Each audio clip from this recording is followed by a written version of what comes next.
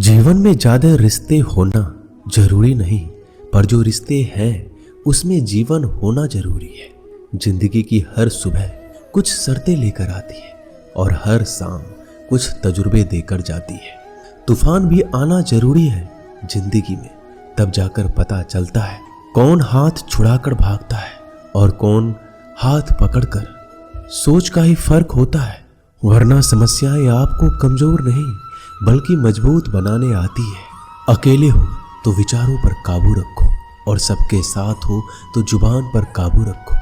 कोई भी रिश्ता अपनी मर्जी से नहीं जुड़ता, क्योंकि आपको कब कहां किससे मिलना है यह ऊपर वाला तय करता है।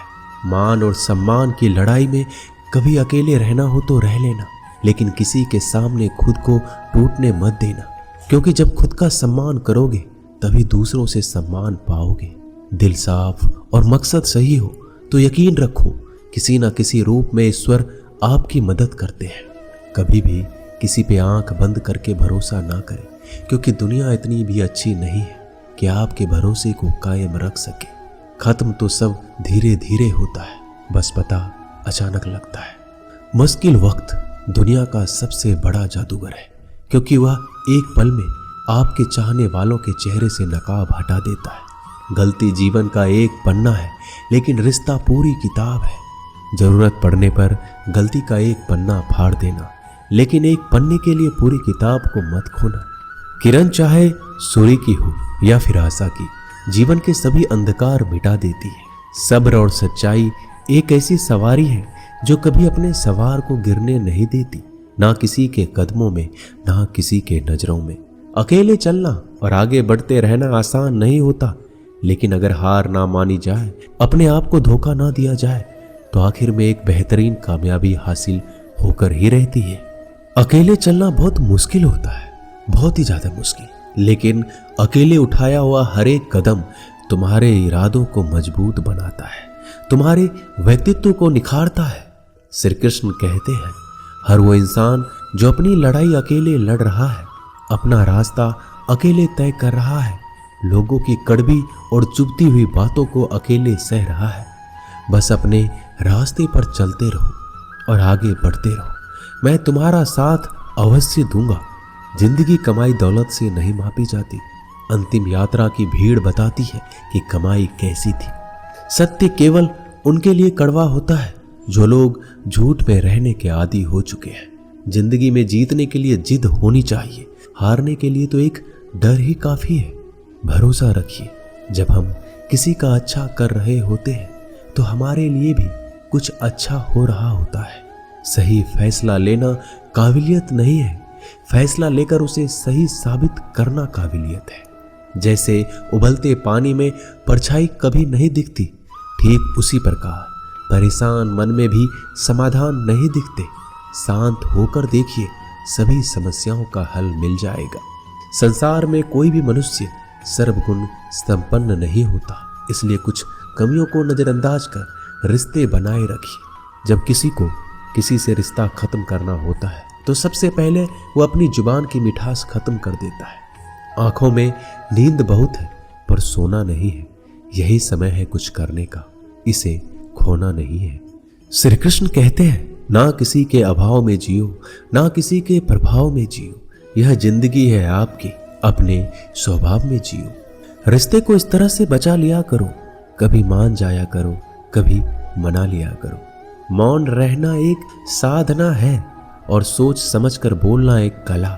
जो व्यक्ति स्पष्ट, साफ और सीधी बात बोलता है, उसकी वाणी तीव्र एवं कठोर जरूर होती है, लेकिन ऐसा व्यक्ति कभी किसी को धोखा नहीं देता। जो प्राप्त है वही पर्याप्त है। इन दो शब्दों में सुख बेहिसाब है। कर्म बहुत ध्यान से कीजिए, क्योंकि ना तो किसी की दुआ खाली जाती है, ना किसी की बद्दुआ। कभी याद रखना कि अगर ये दुनिया भेड़ियों का एक जंगल है तो तुम उन भेड़ियों के राजा हो। कहते हैं कि शिकार की तलाश में निकला भेड़िया उन भेड़ियों से ज्यादा भूखा होता है जिन्होंने अपने शिकार को पा लिया हो। तो तुम्हें बस इसी भेड़िए की तरह बनना है जो अपने शिकार की तलाश में भूखा हो। उसका दिमाग तेजी से काम कर रहा हो कि भूख कैसे मिटाया जाए, और ये भूख है कामयाबी की, दूसरों से कुछ अलग कर दिखाने की भूख, लोगों की निंदा से परेशान होकर रास्ता ना बदलना, क्योंकि सफलता शर्म से नहीं साहस से मिलती है। जीवन में आपको रोकने टोकने वाला कोई है तो उसका एहसान मानिए, क्योंकि जिन बागों में माली नहीं होते वह बाग जल्दी उजड़ जाते हैं। जो लोग मन में उतरते हैं उन्हें संभाल कर रखिए, जो लोग मन से उतरते हैं उनसे संभल कर रहिए।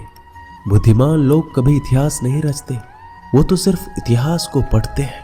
इतिहास तो पागल लोग रचते हैं जिन पर दुनिया हंसती है। जिंदगी में इन दो लोगों से हमेशा दूर रहना, एक जो व्यस्त रहने का दिखावा करता है और दूसरा घमंडी, क्योंकि खुद को व्यस्त दिखाने वाला व्यक्ति अपनी मर्जी से बात करेगा और घमंड वाला व्यक्ति अपने मतलब से याद करेगा। किसी को धोखा देकर ये मत समझो कि आप चालाक हो, ये सोचो कि उस इंसान को आप पर विश्वास कितना है। ये इंसान की फितरत है, यदि आप उसका एक बार सहायता ना करो तो वो आपके द्वारा पहले की गई सारी सहायताओं को भूल जाता है। घमंड के अंदर सबसे बुरी बात यह होती है कि वह सामने वाले को कभी महसूस नहीं होने देता कि वह खुद ही गलत है। हमेशा याद रखना कि समस्याओं का कोई आकार नहीं होता, वो तो आपके हल करने की क्षमता के अनुसार बड़ी या छोटी हो जाती है। इंसान को इंसान धोखा नहीं देता, बल्कि वो उम्मीदें देती है जो वो दूसरों से रखता है। जिंदगी में किसी को उतना ही तकलीफ देना जितना कि तुम खुद बर्दाश्त कर सको, क्योंकि तकलीफ देने में बहुत मजा आता है, लेकिन जब खुद के ऊपर आती है तो बहुत रोना आता है। जिंदगी में कोई भी इंसान अपने आप को ऐसे नहीं बदलता। जिंदगी में कुछ ऐसे हादसे हो जाते हैं जो उस इंसान को बदलने पर मजबूर कर देते हैं। किसी के सामने गिड़गिड़ाने से ना तो इज्जत मिलती है और ना ही मोहब्बत। इसलिए अपने स्वाभिमान को हमेशा बनाए रखना। यदि आप में काबिलियत होगी तो वह खुद चलकर आपके सामने आएगा। नाराज मत होना कभी ये सोचकर कि काम मेरा और नाम किसी का हो रहा है। यहाँ सदियों से रुई और तेल जलते हैं, लेकिन लोग कहते हैं कि दीपक जल रहा है। यदि आपके सपने बड़े हैं तो फिर आपके संघर्ष कैसे छोटे हो सकते हैं। यदि कोई आपका विश्वास तोड़ता है तो आप उसका धन्यवाद करना, क्योंकि वही आपको सिखाता है कि विश्वास किसी पर बहुत ही सोच समझ कर करना चाहिए। यह इंसान बहुत ही खुदगर्ज है। जब किसी को पसंद करता है तो उसकी बुराई नहीं देखता, और जब किसी को नापसंद करता है तो उसकी अच्छाई नहीं देखता। जो दोगे वही लौट कर आएगा, फिर चाहे वह इज्जत हो या धोखा। दुआ कभी साथ नहीं छोड़ती और बद्दुआ कभी पीछा नहीं छोड़ती। डरिए मत कि हम गलती कर बैठे तो क्या होगा, क्योंकि गलतियों से ही तो सीखोगे। गलतियों से तो खुद का तजुर्बा आएगा। हारेंगे तो सीखेंगे और जीतेंगे तो सिखाएंगे। कई बार लोग कहते हैं कि मेरा तो समय ही खराब चल रहा है, मुझे समझ नहीं आता मैं क्या करूं, कैसे अपने बुरे समय को अच्छे समय में बदलूं। सच तो ये है, आपको एक चीज जो बुरे समय में जरूर करनी चाहिए और बहुत से लोग ये चीज करना छोड़ देते हैं। चलिए इसे समझते हैं इस कहानी के माध्यम से। एक बार एक बहुत ही गरीब किसान था। वह गरीब था, मेहनती था, खुश था। वह रोज सुबह उठकर भगवान से केवल 10 मिनट मंदिर में जाकर भगवान के आगे हाथ जोड़कर प्रार्थना करता था। उस किसान की पत्नी भी हर रोज किसान के साथ मंदिर जाती। प्रार्थना करके वो सारा दिन अपने खेतों में काम करता। उसका जीवन बहुत ही अच्छा चल रहा था। अपनी मेहनत की कमाई से वो कुछ ज़्यादा नहीं कमा पाता था, लेकिन फिर भी जितना कमाता था उसमें से कुछ पैसे लोगों की भलाई में लगा देता था। एक बार उनके गांव में एक बीमारी फैल गई। किसान का इकलौता लड़का बहुत बीमार हो गया। किसान के गांव में इस बीमारी के इलाज के लिए कोई अच्छा डॉक्टर नहीं था। पास के शहर में उस लड़के को ले जाया गया। शहर के इस अस्पताल का इलाज बहुत ही महंगा था। उस बेचारे किसान के लिए अस्पताल की, डॉक्टर की फीस, दवाइयों का खर्चा आदि दे पाना बहुत मुश्किल था। किसान दिन प्रतिदिन हिम्मत हारता जा रहा था। एक दिन अस्पताल में बैठे बैठे वो इतना हताश हो गया कि वह जोर जोर से रोने लगा और कहने लगा, पता नहीं किस चीज का बदला ले रहे हैं भगवान। कभी वो खुद को कोसता तो कभी परमात्मा को। पर किसान की बीवी को अटूट विश्वास था परमात्मा पर। परमात्मा उनको इस मुसीबत की घड़ी में मदद करने जरूर आएंगे। पर किसान को आशा की कोई किरण नजर नहीं आ रही थी। अस्पताल की कुछ ही दूरी पर एक मंदिर था। किसान की पत्नी उस मंदिर में हर रोज प्रार्थना करने जाती। पर किसान का दिल नहीं करता प्रार्थना करने को। डॉक्टर ने किसान से कहा उसके बच्चे के इलाज के लिए 10,000 की आवश्यकता है, पर किसान के लिए इतनी बड़ी रकम इकट्ठा कर पाना असंभव था। किसान की पत्नी अब भी मंदिर जाती थी। वो भगवान के आगे हाथ जोड़कर प्रार्थना करती कि उसका पुत्र ठीक हो जाए। एक दिन मंदिर में एक सेठ आया। उसने किसान की पत्नी को कहा कि उसने किसान की बात उस दिन अस्पताल में सुनी जिस दिन किसान रो रहा था। सेठ ने बताया उस दिन सेठ की पत्नी भी अस्पताल में थी। अब वो पूरी तरह से ठीक हो गई है और घर चली गई है। सेठ को बातों ही बातों में पता चल गया कि किसान को 10,000 की आवश्यकता है। तो सेठ ने तुरंत अपने जेब से पैसे निकाल कर देते हुए कहा कि उसके पास इस समय 10,000 ही है और वो रख ले। साथ में सेठ जी ने कागज पर अपना पता लिखते हुए कहा अगर आपको और पैसों की आवश्यकता हो तो बेहिचक मांग लेना। महिला ने उत्तर दिया इस कागज की कोई आवश्यकता नहीं है। वह जानती है कि ये पैसे किसने भिजवाए हैं और जिसने उसे ये पैसे दिए हैं वो परमात्मा उसका हमेशा ख्याल रखेंगे। दोस्तों कहते हैं अटूट विश्वास ये सबसे जरूरी चीज है जो हम लोग अक्सर खो देते हैं अपने बुरे वक्त में। जो उस औरत ने नहीं खोया, उसने तो सेठ का पता लिखा हुआ कागज भी नहीं पकड़ा। वह जानती है कि परमात्मा उनके साथ है, श्री कृष्ण सदैव उनके साथ है।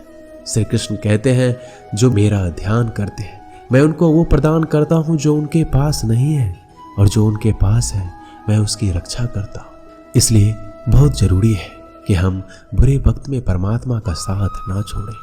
दोस्तों ये वीडियो यहीं समाप्त होती है। मैं आशा करता हूँ कि इस वीडियो से आपने बहुत कुछ सीखा होगा। मिलते हैं अगली वीडियो में, तब तक के लिए अपना ख्याल रखिएगा। धन्यवाद। जय श्री कृष्ण।